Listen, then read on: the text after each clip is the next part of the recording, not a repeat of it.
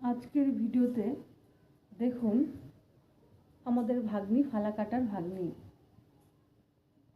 যার বছর 2 হলো বিয়ে হয়েছে, তা না?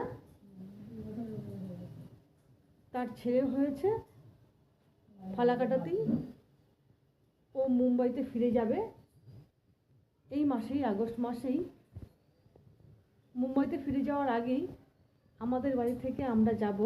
আমি তো যেতে পারছি না, এই যে আমার বড় যা যাবে আর সাথে আমার বর যাবে। আর এর জন্য আমরা স্পেশাল একটা আইটেম আমাদের আছে।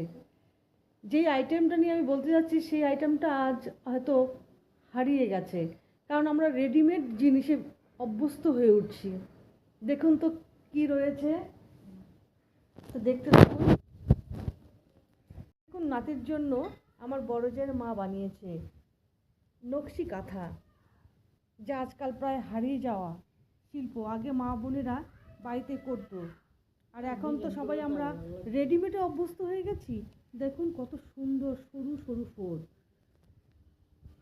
বড় জায়ের মা বানিয়েছে, মাসি অনেক দিন থেকে পরিশ্রম করে। এবং এর সাইডগুলি দেখুন, দেখুন কত সুন্দর।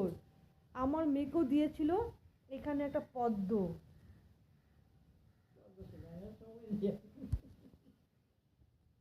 আর কি নিয়ে হবে দেখো, আর হচ্ছে পুচকুটার জন্য, হ্যাঁ পুচকুটার জন্য এই যে ড্রেস নিয়ে যাওয়া হবে, এই একটা ড্রেস নিয়ে যাওয়া হবে। আর আমি স্পেশালি তো যাচ্ছি না, এগুলি সবই স্পেশাল। এটা তো খুবই স্পেশাল, যেটা ভাবাই যায় না। এটা মাসি দিয়েছে, মাসি করেছে নাতি পুতির জন্য। আর আমি এনেছি এই একটা চামচ নাতির জন্য। আর একটু পরে তোমরা তাহলে রওনা হবে, আমার বড় যা আর আমার বর রওনা হবে। ব্যাগ গোছানো হয়ে গেছে, এই একদিনের ব্যাপার। হ্যাঁ একদিনের জন্য, আবার কালকেই ফিরে চলে আসবে, আজকে ট্রেনে যাবে।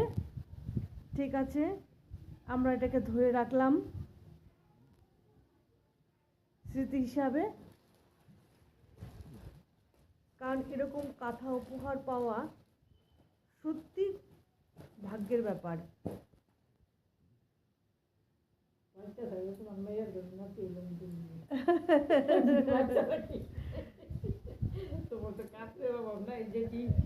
হ্যাঁ হ্যাঁ, খুব সুন্দর হয়েছে। যাই হোক, ওরাও খুব খুশি হবে। তো ফালাকাটাতে রওনা দিবে, আবার আসবে। ওখানে তুমি গিয়ে কিছু ভিডিও করো, ভিডিও করে নিয়ে আসবা।